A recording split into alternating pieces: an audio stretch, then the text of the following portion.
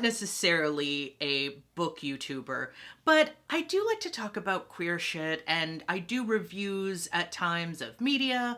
I like to do video essays from time to time, and my goal this year was, in fact, to read more books, so here we are.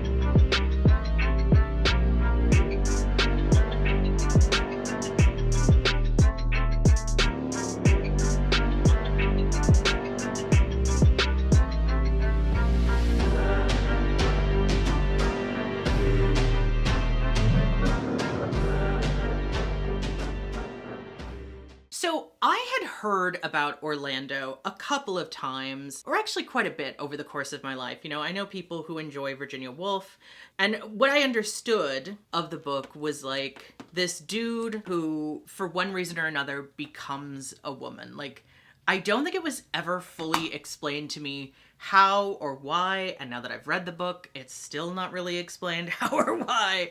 We'll get into that. But, that is what I understood the story to be. This man becomes a woman, and it's sort of like this supernatural thing, and it's very, very magical. And so I was like, okay, I decided earlier in the month that I was going to take a little detox from social media. Well deserved, I think. Well needed, I think. And I just thought, okay, what am I gonna do with this time? I'm gonna read a book. And Orlando happened to be a book that was free to me on iBooks. And so I thought, okay, I'm gonna read this. I wanna see what this is about. I wanna see, what is the queerest book Virginia Woolf ever wrote really about? What is it really like? I need to know. I am curious. And it is a wild journey that I'm going to be taking you on. I hope you're ready, because I don't think you are. I know that people say that a lot, but I took a lot of notes on this book. This is going to be basically a video essay about Orlando, because there's so much. And I did do some research after the book. I didn't want to do any research going into the book, because I kind of didn't want to have it spoiled for me. I just kind of wanted to experience it as someone who has never read really anything by Virginia Woolf. I wanted to read Mrs. Dalloway for years, but it just never happened. So I thought, okay, I'm going to read this, and I'm going to see what it's about, and let's go. And oh boy, it's a journey. Okay, so let's get into it. So one of the first notes I took for this book is that it kind of comes across that Virginia Woolf is quite the fan of Orlando's legs. It comes up pretty much every few pages from the moment the book starts. And I think when you know why and what this is about, and if you already know, then you're already ahead of the game, and congratulations, that's really cool for you. But for me, I did not know. So I'm just like, why does she keep bringing up this dude's leg? Now, mind you, this story starts in the 1500s under the reign of Queen Elizabeth I. And it also starts when Orlando is 16 years old. So I'm like, okay, it's really weird that everyone keeps noticing his legs. What is going on with that? Why does everyone keep commenting on it? It's really, really strange. And the other thing is too, this book is not paced like modern books. Obviously, this book came out in 1928. It was written in 27, 28. So it's not going to be paced like books are today. Dialogue kind of barely exists in this book. We do get a lot of thoughts from Orlando himself, but dialogue really isn't a thing. There's conversations, but it's almost a little bit more like we're being told about these conversations rather than joining in on these conversations. Obviously books were just told differently back then. And that's fair. That's fine. I thought it was going to bother me more than it did. I'm not entirely new to books of this era. I read and loved when I was a kid Around the World in 80 Days. I remember reading a book that I believe was called Johnny Tremaine. I could be incorrect about that. But the point is, I have read books of this era that are told way differently than modern books, where dialogue is kind of something you expect quite a bit, right? And I also have to say that a lot happens within the first chapter of this book. I think the first chapter is probably the longest, And it covers like the first, I would say probably like 15 years of Orlando's life. Like we get kind of, and the thing is like, it's not broken down the way I think a lot of, you know, I hate to say modern books, but that's really the only comparison that I have. It's not really broken down the way a lot of modern books are. So it's kind of like sometimes you're in one scene and then you read something like a paragraph later and suddenly it's been like weeks or even years and you don't entirely realize it because it's not delineated in a way that like makes that clear.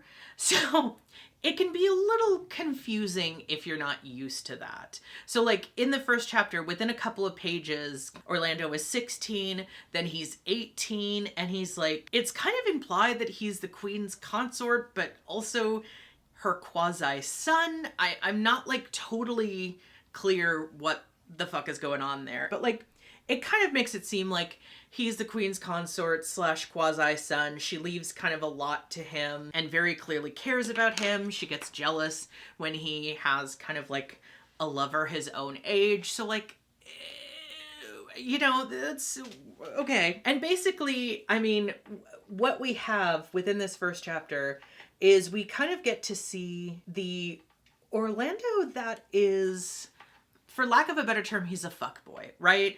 He is fucking every woman in that town, every woman within a 10-mile radius. Like, he is fucking everyone.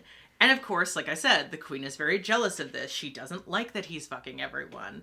It's not really implied that they ever did anything, but this is all like, nothing's really explicitly said. It isn't that sort of book.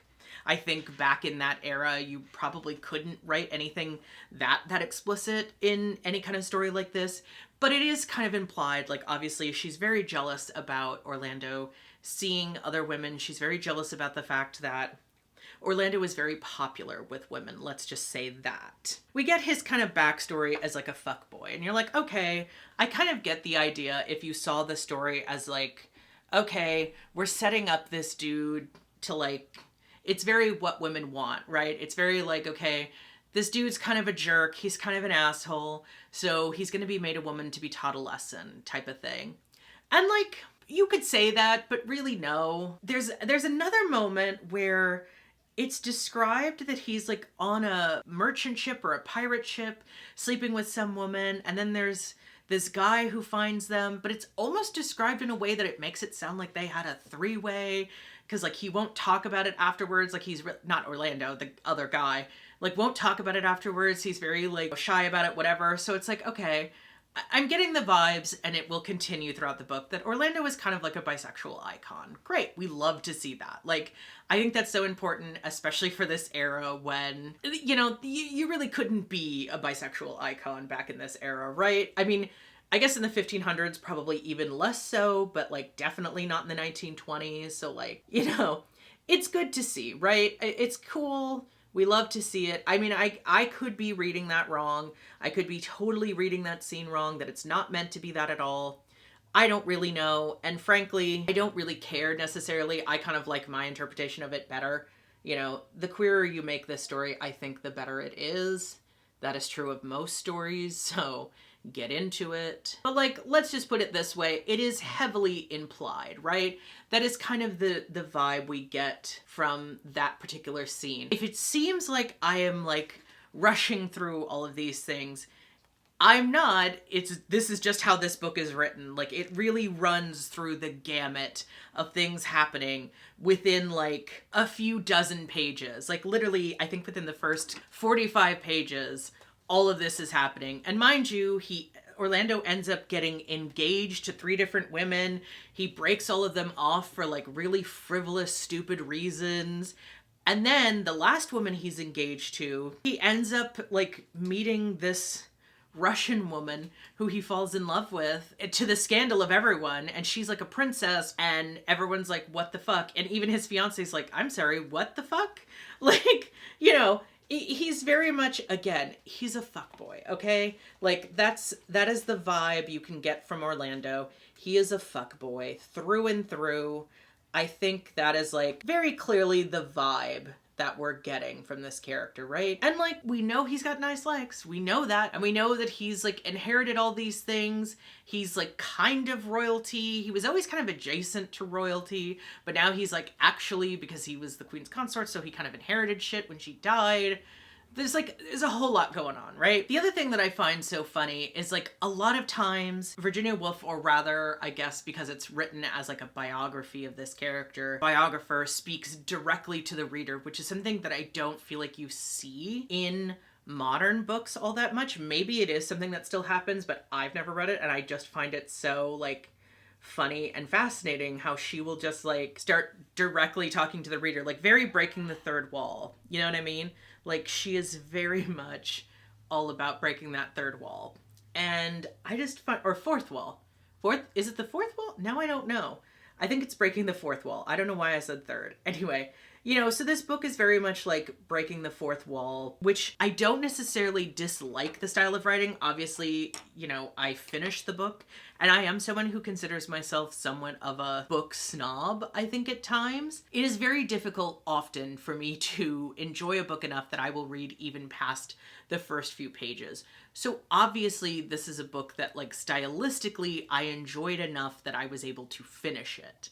But it is very, very different from anything I've ever read. And maybe that's part of why I ended up being able to finish it, because I was just so curious of like, what is going to happen here? What's going to happen next? What is this going to be about? You know what I mean? But as I may have implied, it can be difficult at times to know where we are within the story. Like, one moment he's 16, one minute he's 18, the next minute he's in his 20s, but it's not, you know, at that point, it's not really described all that much what age Orlando is. So we're just kind of like thrown about in this story, and trying to figure out where we are and what's happening and what's going on can be very difficult at best, let's just say.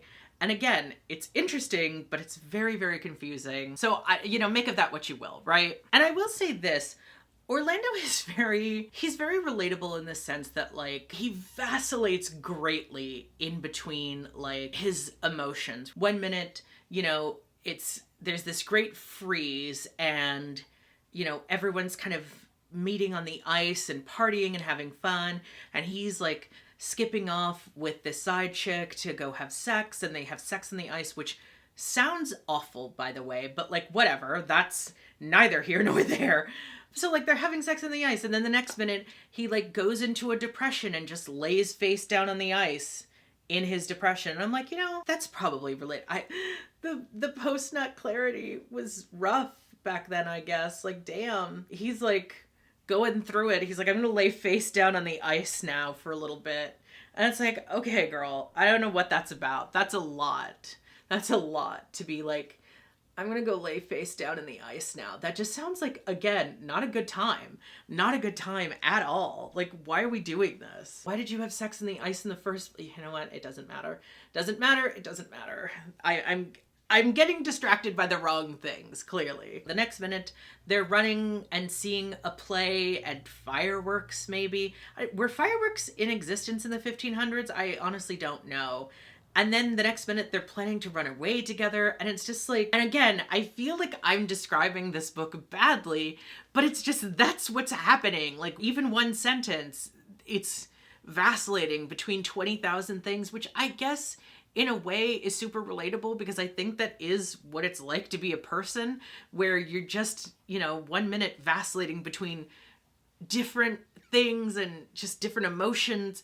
And that is how it feels, but it just, when you're reading it, I think it's a little, I don't want to say off-putting, but it's a little like disorienting, because you're like, I don't know where I am. I don't know what's happening. By the way, one of the things that I love is that because it's written this way, you almost really have no idea what the hell you're reading half the time, and like what the hell is going on half the time.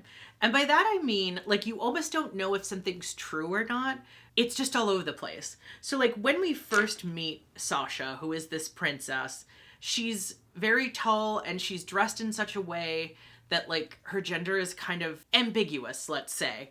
And so when he first sees her, he's like, oh, she's super pretty. I want to fuck. But then as she's skating towards him, she's like, this person skates too well to be a woman, so they have to be a man. And then he starts throwing a tantrum because he can't fuck them now. And then when he realizes it's a woman, he's like, oh, thank God. And I'm like, what is happening? All within like 2 sentences. This is all happening. And I'm just like, is this story? What am I reading? When we first get the very confusing description of Sasha, and he's having this like mental breakdown about whether or not he can have sex with this person, if they're a man or a woman. Because I've been sold on the idea that this is this very queer book, I was kind of hoping, okay, maybe he's gonna say, fuck it. This guy's really pretty. I'm gonna have sex with him anyway. And then it's like, oh no, actually she has tits, so it's fine. She's a woman. And I'm like, motherfucker, where is the gay shit I was promised? Come on now. Like, I was told this book was extremely queer. Why can't I have it? I guess I should have known better, considering, again, 1928. I don't really know what I was expecting. Like, I wasn't actually expecting it to go that way, but I was also like hoping. I was like, come on, man. Just give me this one thing. Because, you know, again, we're 45 pages in at this point, and a lot's happened and nothing's happened. So it's like, that's the thing that I find very hard about books like this. And this is also kind of the same thing I said about the book The Corrections, except that book literally nothing happened until 500 pages in. This, at least things happened, at least it was enjoyable. The characters were enjoyable. No character was enjoyable in The Corrections ever. Fight me. Maybe I should do a video about that book one day, because oh, it was awful, and I just don't, I have a personal beef with Jonathan Franzen. So I'm just gonna say that. So we have these moments, right? And I have some quotes that I've decided to share and that I took screenshots of, because I need you to understand what this was like and what reading this was like, and how sometimes I have no idea what's happening in this book, because the way it's described, you're just like, if you read this out of context, and even in context, you're like, what the fuck is happening, right? So I told you there was a great snowstorm. The Thames froze over, basically, and they were partying on the Thames. And so Orlando and Sasha plan to run away together. There's like a whole scene where right before they're planning to run away together, she sees her ship and it's stuck in the ice, and she wants to go get something, and she runs to go get it. And then Orlando's just waiting for her, because she goes back with like this guy who's like a ship, I don't know, he's something on the ship to where he handles things, right? So he knows where this thing that she needs is that she left on the ship. And so they go back together, and they're like gone for hours. And he's just like sitting there like, you know, it's been a couple hours. I don't know what's going on. And then he just decides like, I should go see where they went. I should go see what's going on. And then like, there's just this moment where it's not clear in how it's written. Like, he thinks he sees her sitting on this guy's lap, so therefore cheating on her, because that's the only thing that could mean. And so he flies into a rage, nearly passes out, by the by. It's just this whole big thing. And so he wants to break up, and she's really offended and hurt, and he decides to forgive her because she's like, he's too common for me to ever sleep with. How could you think that about me? Which, like, okay, girl, whatever, sure, fine. And like, just, again, it's this whole thing where at least, I don't know, 50% of the time, I don't entirely know if what I'm reading is accurate. And I'll give you a quote from a later scene just to kind of give you, because I guess I didn't take screenshots of that scene, or I didn't write notes about that scene, or maybe it happens later, I don't know, and I'm just remembering things out of order. But there's this scene, right? So he waited in the darkness. Suddenly he was struck in the face by a blow, soft yet heavy, on the side of his cheek. So strung with expectation was he, that he started and put a hand to his sword. The blow was repeated 12 times on the forehead and cheek. The dry frost had lasted so long that it took him a minute to realize that these were raindrops falling. The blows were blows of the rain. And I'm just, my dude, my guy, are you dumb? Like, what? And this is my point. I think things are described so strangely. I've experienced some heavy rain, right? We've all experienced that heavy rain. but not rain that is so heavy that you think you're being punched in the face. But I guess it's fair. It had been freezing for a long time, so he was clearly half out of it. But I just love the idea that he's ready to draw his sword because of the rain. Like, it just makes him sound like a himbo. It just makes him sound like a himbo, which is really funny because that word didn't exist during this time. So it's just what he was. And like I said, there's just so many scenes like this. There's just so many moments like this that, like, I can only describe as literary catfishing. That's the term I came up with when I was thinking about this. It feels like literary catfishing because you think one thing is happening and it turns out, no, not really. At this time, the reason he's out in the rain is because he has decided he was going to go to the ship to find, or go to wherever tent she was living in to find Sasha, and then, like, gets rained out. Like, he's gonna see her, but it's pouring, so he can't, and they've agreed to meet at midnight, and then at the 12th stroke of midnight, this is literally what's described, the 12th stroke of midnight, because she doesn't show up in the pouring ass rain that we have already determined you thought was someone punching you, and you could not move, but you expected her to move in that rain, you've decided that, oh, she must not love you. She clearly cheated on you, and you were justified in your rage earlier.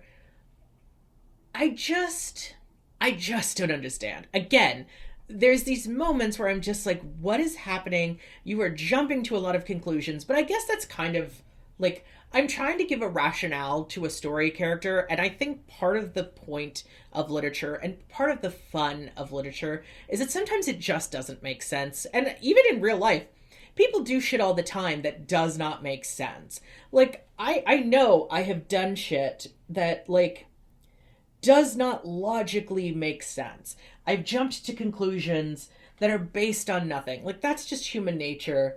And I guess, like, I should understand that, and I should appreciate that, like, that is just kind of something people do.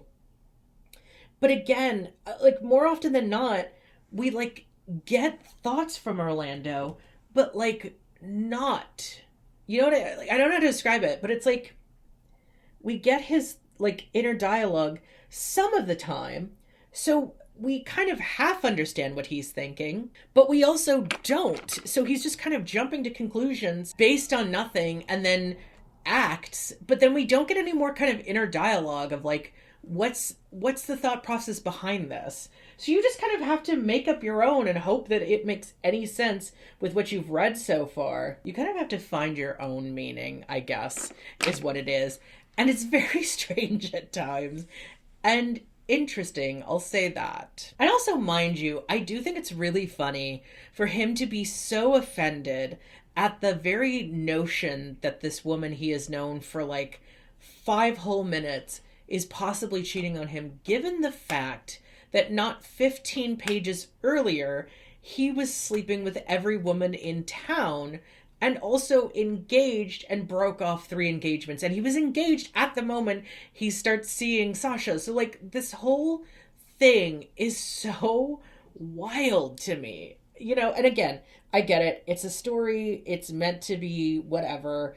And, like, people act completely just so wild for no good reason all the time. So, like, it's not like it's that surprising, right?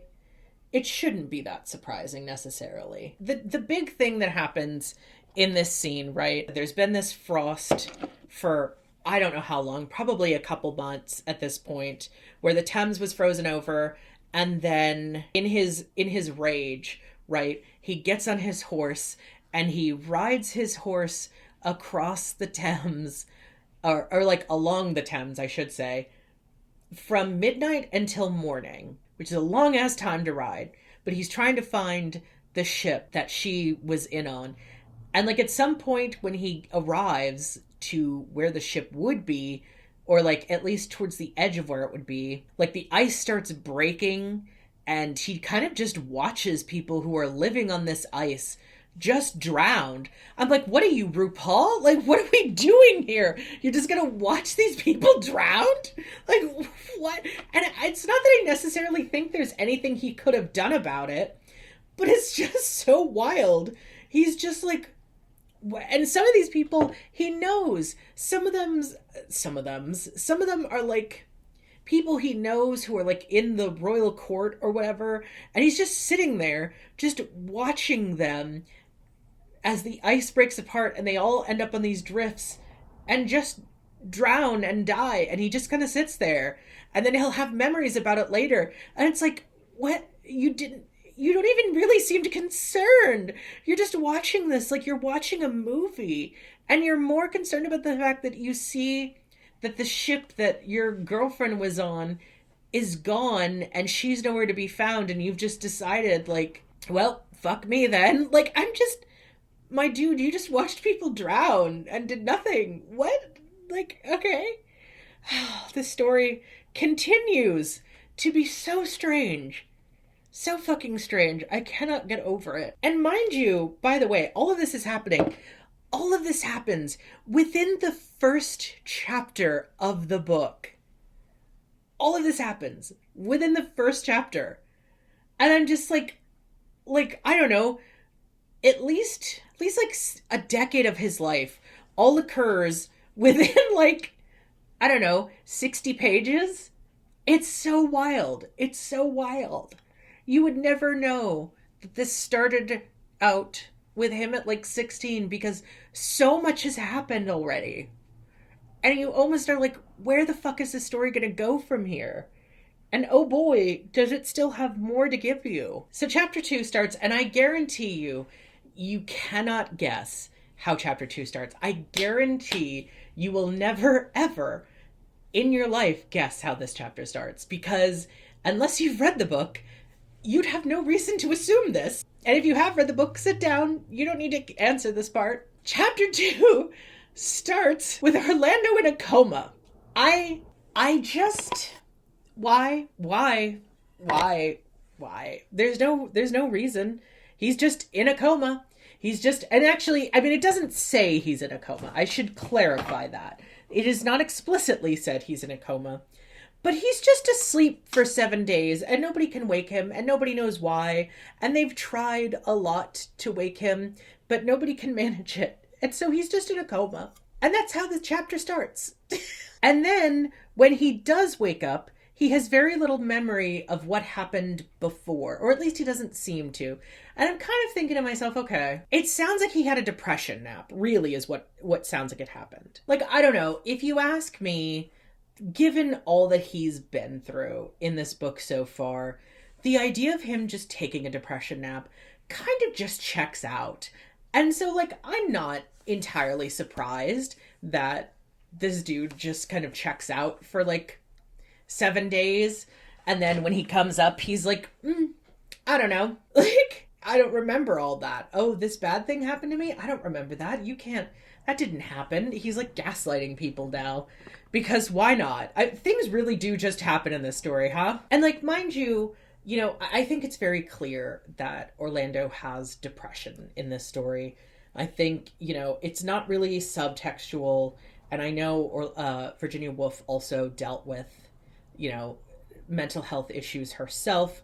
Obviously, very famously ended her own life. So like, I'm not altogether surprised that she would write this character this way and that he would have issues with depression and possibly anxiety. And so the idea that he went through a depression nap, I think checks out. I really do. I think it checks out, the idea that he went through a depression nap and that he, just needed some time and didn't want to deal with shit.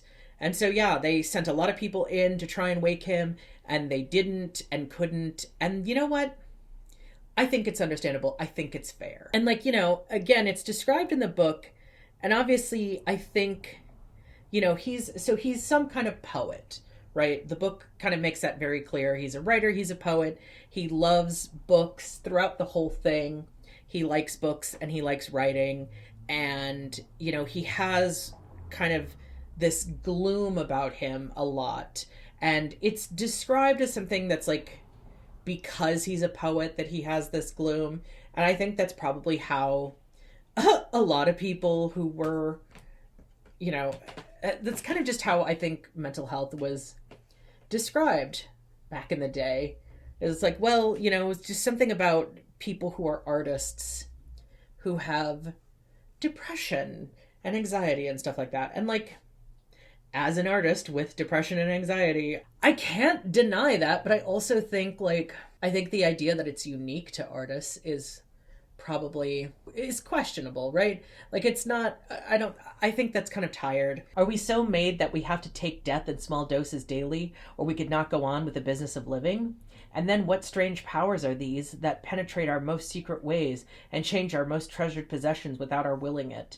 Had Orlando, worn out by the extremity of his suffering, died for a week and then come to life again? And if so, of what nature is death and of what nature is life?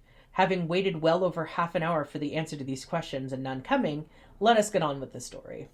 So, like, it's still the same thing where I'm talking about where he's, you know, she's just addressing the reader. She's talking about, yeah, let's get on with it, etc., whatever. It's fine. Let's get to the point. And I always find that funny within this story. How often she's like, yeah, you get it. I get it. We all get it. Let's get to the point. Let's get back to the story in question. It's just like, wow, okay. Are we interrupting you? Okay, now there's another line that I have here that again just fucks so hard.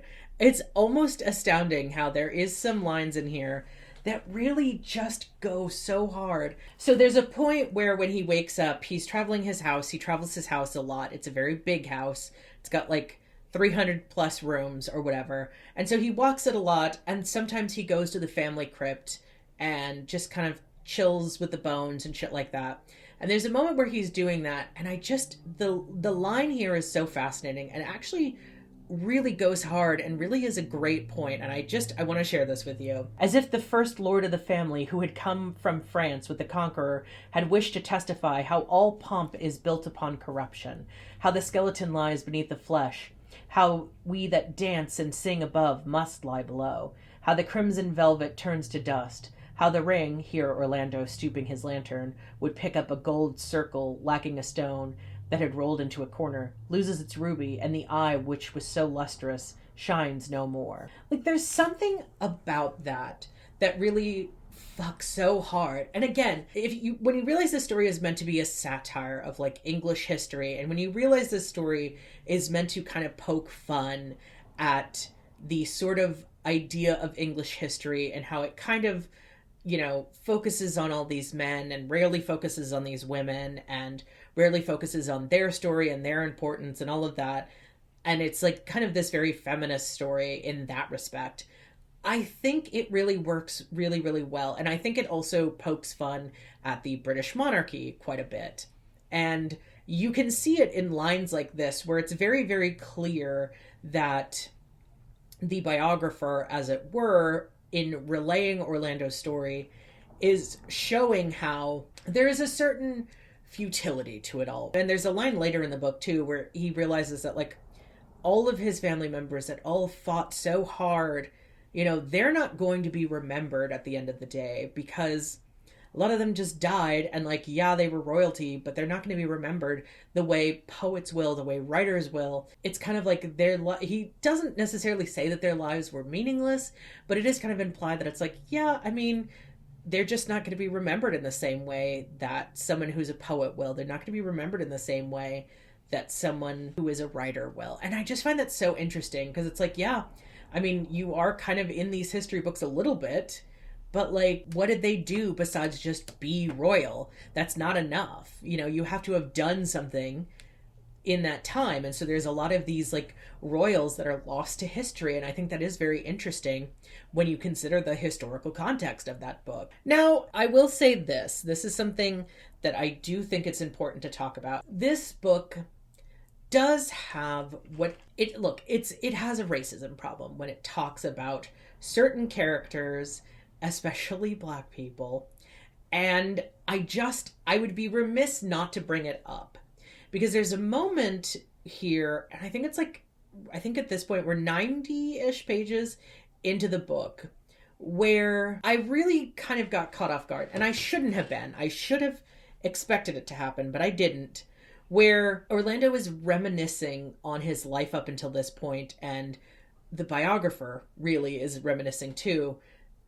And the way it's described as, like, you know, something he was doing as a kid, which is, you know, the way the book opens is like there's like heads hanging down from the ceiling in his attic, and he's like chopping them down from whatever they're hanging on and retying them back up. I'm like, that's really weird. And like, but I'm like, okay, I'm not gonna, whatever, that's really weird and really gross and kind of off-putting, but like, okay. And then she just outright says it. She just outright says the N-word, and I'm just like, oh, you know, I think what's frustrating about this book is this is such a queer book in so many ways. It is such a book that has so much to say about the nature of womanhood and manhood, and, you know, it has so much to say in some ways about, you know, femininity, and it has so much to say about just the way in which we view men and women, and even in that time, but even still today. But then you see something like that, and it's just, it really, to me, ruins what is otherwise a very, very interesting book. And I kind of had a moment where I was like, I don't know whether or not I can continue to read this, because it's just so off-putting. And I know that there is a tendency where we kind of look at this history and we're like, you know, oh, well, it was, you know, it's a book that's written in 1928. That's just how it was back then. And really, no, there were people who, even in the 1800s, even before then, knew this was not okay and said it was not okay. So, like, I think we do ourselves a disservice by not talking about that. I think we do ourselves a disservice by not acknowledging that, like, this was never okay. Like, that's not up for discussion. This was never okay. Am I, on the one hand, I guess, glad that it hasn't been, at least in the copy that I had, hasn't been swiped over to the point where we're pretending like it never happened and somehow that is more acceptable? I don't know. You know, I don't think we should revise history and pretend like all of these racist things in the past didn't happen, because I do find that that is more dangerous. Hello, we're seeing that right now. We're trying to pretend like racist things didn't happen in the past and aren't still happening. But at the same time, I do think it really brings down an otherwise very interesting book and a very interesting piece of satire and a very interesting look into how people, even in the 1920s, viewed, you know, the aristocracy and the futility of it all. And it is a very, in some ways, forward book in terms of how it views femininity and how it's a very, like, trans positive book. And it can be, I think it can be read as a very trans progressive book and a trans story. But, like, you know, this is something we have to talk about. Like, it has to be brought up here. This happens, and it just doesn't sit right with me. So I did want to bring that up. You know, whether or not you think this is something worth reading and worth your time, given that knowledge, I think is up to you. And I kind of wish I had had some kind of, like, thing that's like, hey, this is the language that we're going in with. This is what this story is.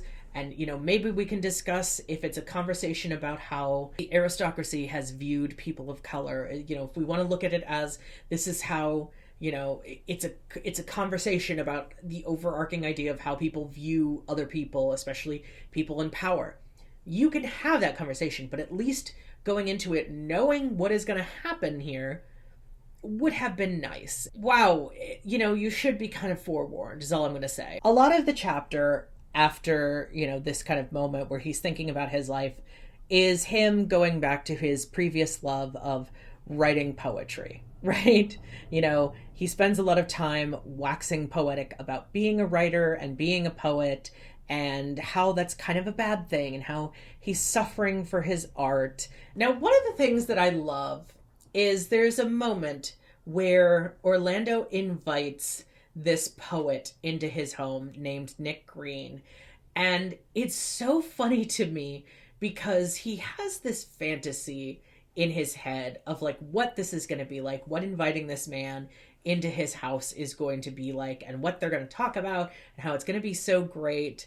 And then he meets him and he's like, wow, he like in his head for some reason created this idea that like because he was so brilliant that he must be really attractive, which kind of gay if you ask me, but like whatever. And then he meets him and he's like, wow, he's kind of mid looking, like that's weird. And then he's just kind of disappointed because this guy comes into his house and starts bitching about how like the Elizabethan age is the death of literature and Shakespeare is surely the proof of it, and like literature is dead, literature is done, there's no such thing as good writing anymore because the Greeks had the right idea and there's never been good writing after them. And it's just so, what I love about it is it just proves time is a flat circle and we're complaining about the same shit over and over and over again.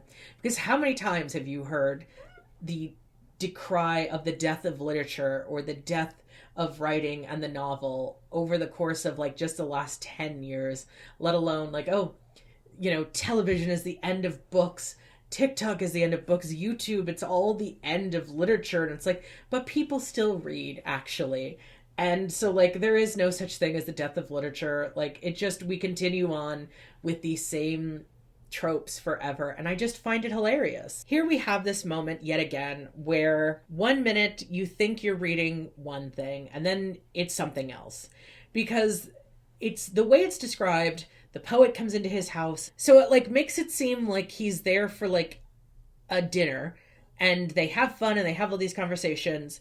And then the poet goes to bed, which it seems like it's that one night. He goes to bed and he's like, if I don't get out of here, I'm never going to be able to write again. So he leaves and Orlando is like grateful because he's kind of tired of him too, but he's also certain that the house is never going to be more dull without him, which again feels gay, but whatever. And then we get the line drop that it's been 6 weeks that this guy has been living with him. And I'm just like, what? Like, when did that happen? Again, it's like, it's not well described at times. You have no idea that it's been 6 weeks because it's never said until after he's gone. And I had to look back because I'm like, did I miss something here? No, it turns out I did not miss something. He just was there 6 weeks and it wasn't ever said until right at the moment where he leaves. Now, I will say what is very, very funny, right, is that the poet goes home. He ends up writing a poem about Orlando, basically making fun of him. And of course it gets back to Orlando and he can't take a joke. And so he's very, very mad and he like tells his butlers to like burn his poem and he insists that he needs dogs. So he gets these dogs and he's like, I'm just going to give up on the world and just raise my dogs. And like, again, like, okay, girl, like I'm on page 74 of 261. Like, let's wrap this up, bud. I mean, at this point, I was really getting bored, I have to say. And I'm starting to think, like, boy, I don't know if I am much of a fan of Virginia Woolf's writing style, because both a lot is happening and nothing is happening. So I'm just like, okay, well, I'm committed to making this a video, so I guess I'm going to have to figure it out and finish this damn book because I want to make this a video and I've already started working on it. So, like, fuck it, let's keep going, I guess. And by the way, I do think it's funny that over the course of like 50-ish pages, he goes from being 16 to suddenly being 30. Like, just in the blink of an eye. And I'm just like, wow, that's crazy fast. But also, like, again, nothing is happening here. What are we doing here? Give me what I want, Virginia. Where is the actual queerness? Where is the woman Orlando? Give me what I want. So, like, yeah, I don't know. It's gonna be a lot. We got a lot to go. So then the book spends, frankly, way, way too long describing him getting into this mood where he remodels the family home. And he spends, I don't know, too many pages doing this. And I'm just, at this point, like, it's just, like, let's wrap it up, bud. He's throwing parties. I don't care. get to the point. What is happening? So then we get to this point where he falls in love with a woman who is described as, let me just check my notes here, with a face a mile long and many years his senior. Sure. We're 34% of the way into the book at this point, and do I care about this? And he's upset that he's falling in love with this person. Like, okay, fine. Sure. Why not? But it is starting to dawn on me the fact that I've taken a week to read this far into the book, and I once read a 600,000 word fanfic in the course of 2 weeks. So clearly I'm not doing great on how fast I'm reading this. And then we get the follow-up that while he thinks he was falling in love, actually he was just turned on, and that scared him so much that he decides to run away to Turkey because, of course he does. Chapter 3. So now he's in Turkey because why not? It's so funny because there's a moment where I'm reading this where I feel like that scene from Killing Eve where Villanelle is in the Louvre and she's just like, this is so boring. Like that's the way I'm feeling as I'm reading this, and as I'm on chapter 3. Like, what is happening? Okay, he's moved to Turkey. He's an ambassador now, or a duke, because why not? What are you doing? You're so silly, little miss. What did you do? Besides scare the shit out of yourself. So yeah, at this point, he moves to Turkey. He becomes a duke. Sure, why not? So then he has another 7-day coma because of course he does. And while he's in the coma, a marriage certificate is found to a dancer. We never really get this moment, but like, sure, okay, why not? So like, or I guess I should say, it seems like it's a 7-day coma, but really it lasts quite a bit longer. Like, it lasts through a whole insurrection that apparently happens in Turkey during this time. And what time is this? I don't even know at this point, but he's 30 and also like described as 300, so like, your guess is as good as mine. So then there's a moment where after the insurrection, these, what can only be described as the embodiment of purity, modesty, and chastity, who are like these women, and they like appear out of nowhere, and are they like ghosts? Are they like supernatural? It's not really very clear. It's just they come into his room and they say truth, and there's trumpets of truth, and then the next thing we get is this line when he awakens after these women like talk over him and whatever. He stretched himself, he rose, he stood upright in complete nakedness before us, and while the trumpets pealed truth, truth, truth, we have no choice left but to confess he was a woman. I mean, I don't know what I expected for this scene. I really, really don't. I just find it fascinating. And like, I guess it's good that it's finally happened and we're finally at this point, but it's also like, okay, sure. I guess that's where we are now. And now I think we get to a line that belies what I guess should have been more clear to me, but was in fact not. The sound of the trumpets died away, and Orlando stood stark naked. No human being since the world began has ever looked more ravishing. His form combined in one the strength of a man and a woman's grace. As he stood there, the silver trumpets prolonged their note, as if reluctant to leave the lovely sight which their blast had called forth, and chastity, purity, and modesty inspired, no doubt, by curiosity. We may take advantage of this pause in the narrative to make certain statements. Orlando had become a woman, there is no denying it. But in every other respect, Orlando had remained precisely as he had been. The change of sex, though it altered their future, did nothing whatever to alter their identity. Their faces remained, as their portraits prove, practically the same. His memory, but in the future we must, for convenience sake, say her for his, and she for he. Her memory, then, went back through all the events of her past life without encountering any obstacle. And you know what? Maybe I can see why this story is considered really transpositive, especially for the time. Because, like, the way it's just described so matter-of-factly without question, is just kind of wild and unexpected, and I kind of appreciate it. The change seemed to have been accomplished painlessly and completely, and in such a way that Orlando herself showed no surprise at it. Many people taking this into account and holding that such a change of sex is against nature have been at great pains to prove, 1, that Orlando had always been a woman, 2, that Orlando is at this moment a man. Let biologists and psychologists determine. It is enough for us to state the simple fact. Orlando was a man till the age of 30 when he became a woman and has remained so ever since. And you know what? I respect that. Good for her. That's kind of iconic.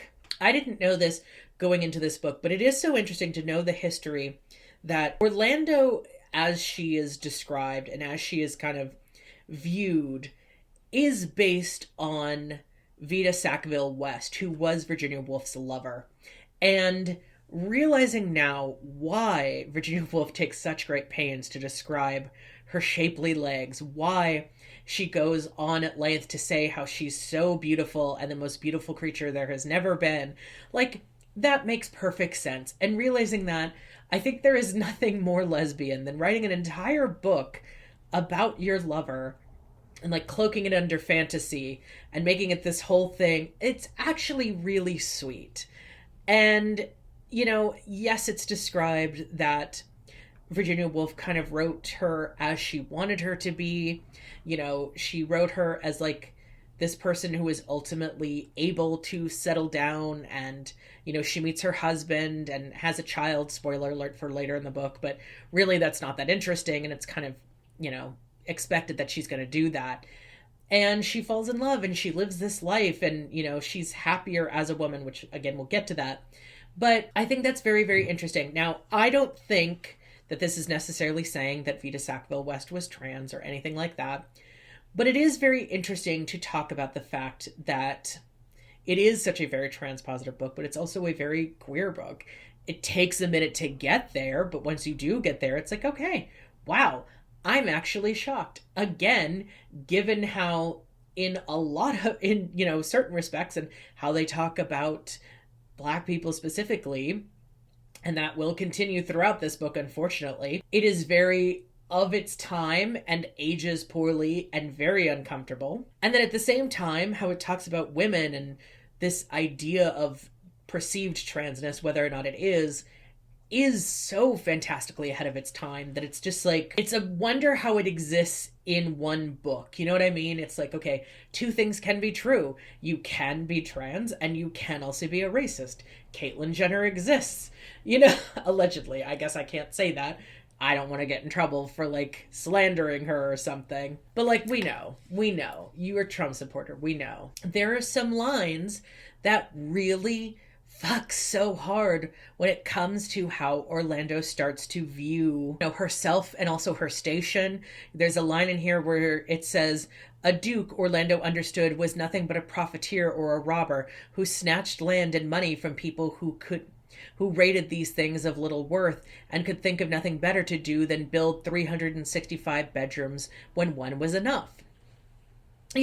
So it is at once, it ebbs and it flows. There's a moment where she's having this realization about herself. She's having this revelation about herself while she's living with a caravan of Romani people. But we know that this is 1928, and that is not the word that's being used here. And so, again, we have this racism problem where the book is at turns very progressive and very forward, and at other turns very backwards and racist and just and it's I kind of wish there had been this moment where those ideas had been challenged in Orlando. It's a book of many dichotomies. There's also a line in here which I think is really, really telling of the world that we're currently living in, and it's always been true, but it's very, very relatable now, where it says, "No passion is stronger in the breast of man than the desire to make others believe as he believes. Nothing so cuts at the root of his happiness and fills him with rage as the sense that another rates low what he prizes high. Whigs and Tories, Liberal Party and Labour Party, for what do they battle except their own prestige? It is not love of the truth, but desire to prevail, that says quarter against quarter, and makes parish desire the downfall of parish. Each seeks peace of mind and subserviency rather than the triumph of truth and the exaltation of virtue.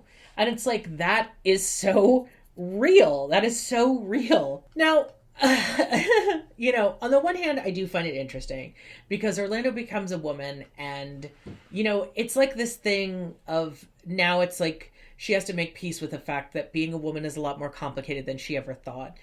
And yet it seems she's very happy. There's a line where she says, praise God that I'm a woman. And I'm like, same. I mean, I'm not praising him, but sure, I still the same. And it's interesting how she is so very clearly happier to be a woman. She is so very clearly happier to be herself this way. And I think that's a great thing. I think that's a beautiful thing. And that is something that is very, very interesting in this book, in how it is this kind of fantastical thing where she wakes up, she's not upset about it at all. In fact, she's very happy about it, even though she doesn't like that there's some things she can't do now, If a man is rude to her, she can't just stab him like she could before, She has to sort of take it and be nice to him or whatever. And, there's so many things that are expected of her that weren't expected of her before. But yet she's happier and she's more herself, which I certainly relate to. And, that's why I find this to be such a, on the one hand, it is a very trans story because she is much happier that she's a woman. She is much happier that she gets to be herself. And even if there are things she's had to give up, even if there are things that it's hard for her to appreciate, she is ultimately much happier now. And she is ultimately more herself now. And I think that's very interesting. And I think that's very beautiful. And I do think it's interesting because we get this moment where she realizes that she still is attracted to women and she still loves women. And she feels as though she understands them on a deeper level now because she is a woman. Here's my thing, right? Because there is part of me that if you take it at face value, I think saying that because I'm a woman now, I understand women on a much deeper level and therefore I appreciate them more than I ever did. I think that sounds very okay, girl. But I think if you actually take this on a deeper meaning, I think there is something to be said about the idea that actually, we see that Orlando is not really different now than she was before she was a woman. She's not a different person. She thinks the same. She acts the same in many ways. She looks the same in many ways. And I think there is something to be said about the idea that maybe the real story here is that there really aren't that many differences between being a man and being a woman in terms of there's just this idea that there is just this secret language that women have or that men have that neither one can decipher each other because they're from different planets. And, there is this idea that I think has been constantly pushed at us since birth, that women are this and men are this and boys are this and girls are this, and you just can't understand them. And, whatever it is, if you're a woman, you can't understand men. If you're a man, you can't understand women. And I think it's this ideology has been pushed at us. And if anything, I think the lesson of this book is that that's kind of bullshit. And that's kind of the lesson of being trans too, is it's kind of bullshit to say oh, we're so different. Really what you realize is a lot of the things that I have, I was a writer long before I realized I was trans. I have been queer long before I realized I was trans. All of these things were true before I knew who I was. And I think, it can be very difficult because some people, there is this desire to say, well, you had a female brain or you had a male brain or what. I think that's also a problem because you're implying that brains are specifically wired differently for different people. There's plenty of women who have more masculine traits who are very happy as women, who have always been women, and who like cars and beer and all these masculine, manly things. And yet that has nothing to do with their womanhood or not. And there's plenty of men who enjoy feminine things who are not any less men than they were before. You know what I mean? So like, I think, if anything, what I enjoy about the conversations that this book has about womanhood is it's the idea that there's not necessarily anything different. You know, Orlando is not different. She doesn't think different. Unfortunately, she doesn't think different just because she's a woman now. You know, she still can't really be a writer because it would speak down upon her as, you know, someone who is somewhat royal. You know, she still has some of the same problematic beliefs that she has, you know, since the beginning. There's still racist undertones there. So like, you know, that doesn't change just because she's a woman. There's a lot of things that don't necessarily change. I think, like I said, Caitlyn Jenner is kind of proof that just because you are a woman does not mean that your behavior is somehow different. You know, if you are a Republican or whatever, becoming a woman does not make you less of that. You know what I mean? There are plenty of women who are trans or cis who are still kind of assholes, you know? Like, there's nothing that says these two things can't be true at the same time, basically, is what I'm getting at. And I think, if anything, that is kind of the point of this story, is like, I think she does evolve in the sense that she's not as much of a fuckboy at the end of the book. Well, no, not really. She's not. She, you know, she settles down. She's not as, she gets to be a writer. She gets to do all these things that she likes. She gets married, she has a kid, she does all that. And so in that respect, she grows. But in a lot of other respects, she doesn't grow and change. So it's just kind of like, well, hot feminist take or whatever. But I don't think there is like this great secret of womanhood that is just imbued upon you in birth that you can just glean upon becoming a woman later. Like, there is no great secret. You just are a woman. And, you know, I feel like there's this thing, and that TERFs are trying to bring back especially, that suggests that like women have this just innate intimate knowledge that just is womanhood. And if you don't have that, or if you've never been a woman or you aren't a woman, you can't have that, and you can never glean it. It's just there at birth, and it's a special knowledge that's just womanly knowledge. And it's just like, no, like, that's just not a thing. I find it so fascinating. And anyway, and I think, if anything, this book kind of proves that like there is no secret intimate knowledge. Obviously, the story, I think, takes place at a certain time where that was very much the common belief. I think it takes place in a certain time where that was the common understanding. And so that obviously plays into this story. But I think that's part of what makes it a great satire, is that that's just not the case. One of the things I find so impressive about this book, in some respects, is the way in which it feels like it understands the trans experience. There's a moment where Orlando is thinking about her life as a young man or as a boy, and she doesn't entirely feel at home in these memories. She doesn't entirely feel like herself in these memories. And I can relate to that. There is this weird experience where sometimes you're thinking about your past and like who you were and what your life was, and you're just like, that doesn't feel like me, but it was, and it's just so confusing. And so I do get that, actually. And I think what's interesting is there is something, the story is also kind of the ultimate trans fantasy too, right? Like, going to bed not your full self and waking up magically as a woman, I think, is something that is kind of a fantasy that a lot of trans women have experienced. And so in that respect, I think Virginia Woolf hit on something, whether or not she knew that. I think that's very fascinating and very, very interesting, that she kind of just has that knowledge. And this is very deeply like a personal experience. So, you know, she leaves Turkey, she goes back home to England. And when she comes home, she realizes there's quite a few lawsuits on her name. And it turns out that there are 3 illegitimate sons who are claiming that they are hers by this woman that she supposedly married back in Turkey, who somehow came upon her to like say, oh, I'm your kids, so we get to inherit this, because if you are a woman, that means you can't own this property anymore.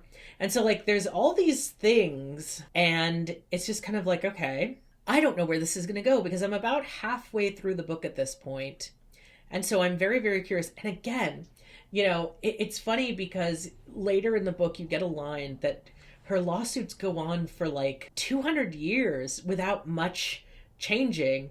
And I do sort of wonder in the book, I'm like, okay, is she, because she doesn't age that much. She goes from 30 to 32 by the end of the book, I think, or maybe 35 by the end of the book. So 5 years occur, but also 200 years occur, or 300 years occur. And I'm just like trying to think to myself, I'm like, is this a metaphor? Is she saying like 500 years as like a metaphor? But then you realize, no, because it started in the 1500s and the book ends in 1928 when the actual author was alive. So this book exists for 400 years. I was just like, sure, why not? Why not that she would be immortal? But also some people who know her are also kind of immortal, is how it's implied.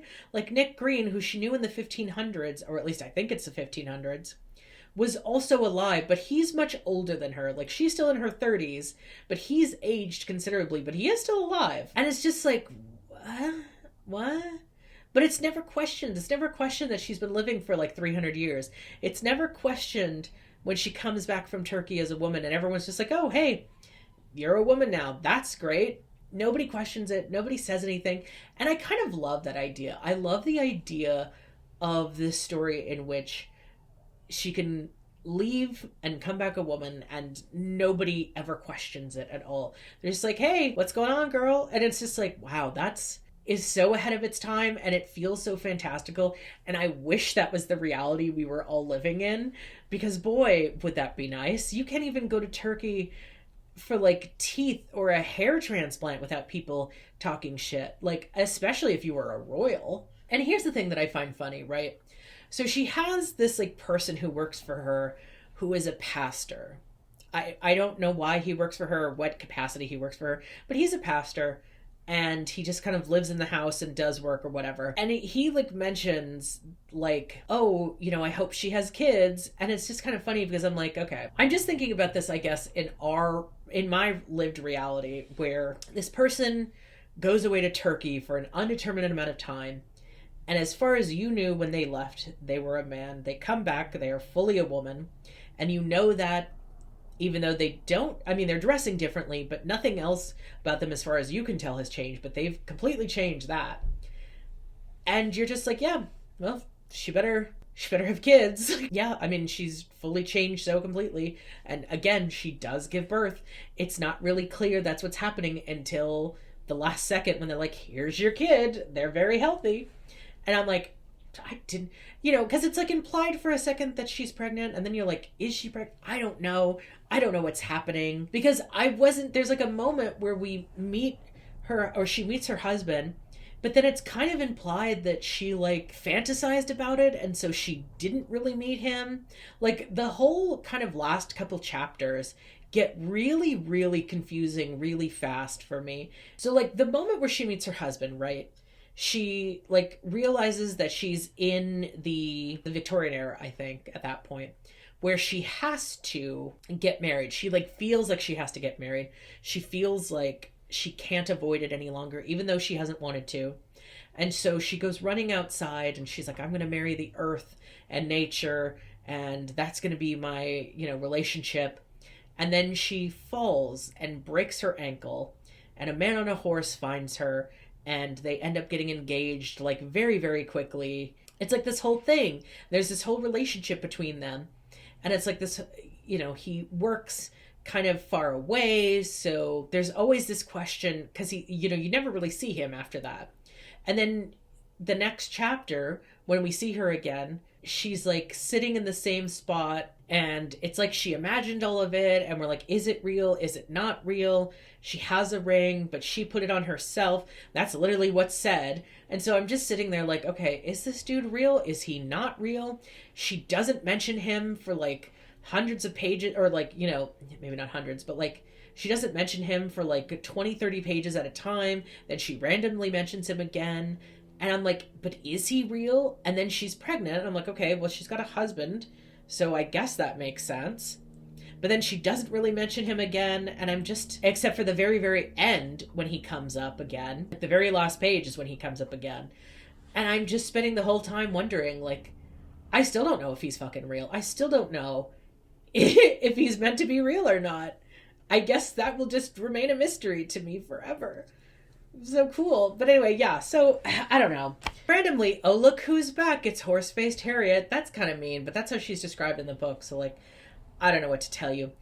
Also, so I don't really know what the fuck's going on here. So, like, this character of Harriet, who's been, like, following Orlando around since before she was a woman, is, like, there's this moment where she's, like, I think she invites Harriet into the house for some unknown reason.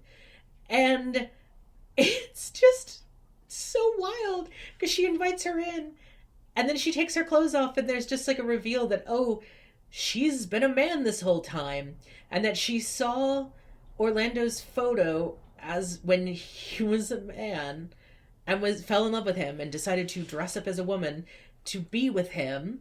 And then when she realizes that he's actually a woman now, he's like, okay, I guess we can be together. And she's like, what the fuck? And I'm kind of thinking that too, because that just comes out of nowhere. Like, we get no explanation of this. There's no rhyme or reason or warning. It's just a thing. So cool, I guess. Like, I don't know.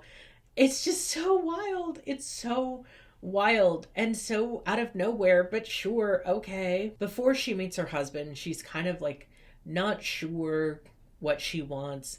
There's like these moments where she's trying to see other people, and she has this moment where she's in this carriage with this guy, and like one moment in the light she sees him and he's like just so plain looking and boring, and then in the darkness she's like, well, maybe I'm being too hard on him. And it just keeps going like that for like pages, and I'm just like, what am I supposed to take away from this, Virginia? Like, what is it you want? What is the message I'm trying to get from this? It's just so wild. And like, I guess it could be a conversation about how, like, she doesn't seem to know what she wants the further she goes into being a woman. She doesn't, you know, or at least that's how women are portrayed, is that they don't really know what they want, even though they kind of do. But I think maybe what it is like, she doesn't really like him, but she feels like she should. And so she feels guilty about it. And so there's like things about him that she can kind of gloss over and be okay with. But then in the cold light of day, it's like, oh no, I actually can't overlook these things because you're kind of a creep and boring and gross and whatever. And I feel like maybe that's the lesson I'm supposed to take out of this. But at this point, so much has happened, and I'm so lost about where I am within the story that I'm just like, sure, okay, fine, whatever. I do think there's a moment that is really interesting towards the latter half of the book in which she is like kind of, I don't know, like just bored. And so she decides to dress up in her old boy clothes, which she still owns. And she goes out and finds a sex worker and like goes to her room and like really is gonna do it. And then she feels really guilty and reveals that she's a woman by taking off her clothes. And the sex worker is just relieved. And so they end up talking and becoming really good friends. And like, that's really wholesome, actually. And I guess that's kind of like, it's kind of a nicer moment with her. And again, like I said, she's kind of just immortal for some reason. And it's kind of funny because she's like been working on this same poem for like 300 years at this point, which she's got me beat. I thought 20 years was a long time to work on a book, but 300 years is quite a bit. And it's so funny, like, seeing the differences in the era and how, you know, there's the first steam train and then there's cars, and she doesn't know what to like do and how to react to them, but she just kind of, I mean, it does describe her as being a very good driver. So like, obviously she kind of takes to them. I don't know why she's immortal. Again, it's never really described, but she just is, and she's only 32 at that point, or like 35 again by the time the cars come about. So like, whatever. So yeah, like I said, chapter 5, which was very, very strange, ends with her getting married. But then chapter 6 starts with her like still sitting in the same place, and you're like, okay, so it makes it seem like it was a dream, and I'm just very confused. And so I spend most of chapter 6 wondering what the fuck is going on. She writes for a year, finishes the book, she runs into Nick Green again because for some reason he's still alive. but he's much older than her, even though he's still alive, which really is confusing, but sure, whatever, it doesn't matter. He reads her book and he really likes it, and he says it needs to be published. He takes it with him, and I'm thinking, okay, he's going to steal this book and say that he wrote it, and he's going to get all this acclaim, and she's going to be pissed. But no, shockingly, and I guess for the better, he does not do that. In fact, he does get it published for her, and it's really successful, and she gets a lot of awards and acclaim, which she's always wanted. And that's kind of cool, but she also realizes it's not what she really wanted. Like, she thought she wanted it this whole time, but really what she wanted was to be married and to have this child. And by the way, her giving birth is like this whole metaphorical thing about like the newness of spring and nature and all this. And then it's like, oh, by the way, she had a kid. And I'm just like, sure, okay, fine, whatever. You know, I'm kind of at the point here. This has probably been 2 hours that I've been recording this. I don't know how long it's going to be that this video will have gone on. Maybe an hour, maybe more. But it's at the point where I'm just like, okay, girl, let's wrap it up. I'm fucking tired. So, you know, the story where it ends, right, is she's at this other house because the house she was in was sold to a museum or something like that. And so she has to live in a different house that's still pretty nice. I don't know if it's her childhood home or not. I'm kind of unclear on that. It's kind of never really said. It's always kind of like things change where she lives. But anyway, she decides she has to go out and go shopping. And she goes to a department store, which is very strange for her. And she's trying to get a few things because she needs them for the kids. She needs shoes. She needs fish. She needs sheets. The only thing she remembers is the sheets, and then she kind of like loses her mind because she thinks she sees Sasha and in the shop, and Sasha has changed, and she's very devastated. Like, how could you have let this happen to you? And I'm like, she probably died. This was like 500 years ago, but some people are immortal for no reason. So maybe she was still alive. She's like 400 years old at this point. And, you know, the thing is, I think there is something to be said because she's driving back home and it's described that she's going through, you know, she's like trying to go through the various versions of herself and like have conversations with herself because she's kind of like, you know, what is the real version of me? What is the most, you know, true version of me? And I think there is a conversation to be had. You know, I think what is very interesting is the metaphor of the book is kind of like the evolution of a person over the course of their lives. Yes, she's described as 35, but also 400.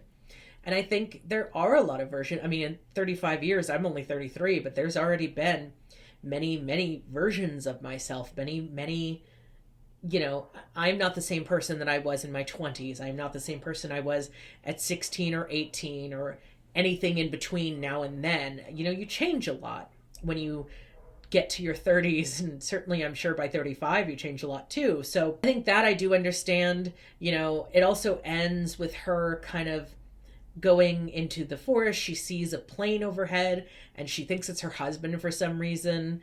That's really strange. It's just, you know, it's by and large a very interesting book and a very strange book. And I don't know how I feel about it. I guess that is the conclusion I can draw. I don't entirely know how I feel about it. I enjoyed it, but it's also weird and strange and confusing at times, and a lot happens and nothing happens, and I don't know what to make of it. So, yeah, I guess you could say I read this book so you don't have to. Anyway, yeah, I think I'm going to leave this here. I think I've said everything that I can. This is a very long review. I took a lot of notes, and I actually skipped through a lot of them because I just felt like I was really taking a long time here. So, yeah, that is the video, and thank you all so much for watching. If you enjoyed this video, please feel free to like, comment down below. If you've read this book, I'd love to hear your thoughts. If you've not read it and you are just going based on my review, I'd love to hear your thoughts about what you think of what this book might be about, and if you think you would like it based on everything that I've told you here. Until next time, stay devilish and see you next Thursday. Stay devilish and see you next Thursday. Whee!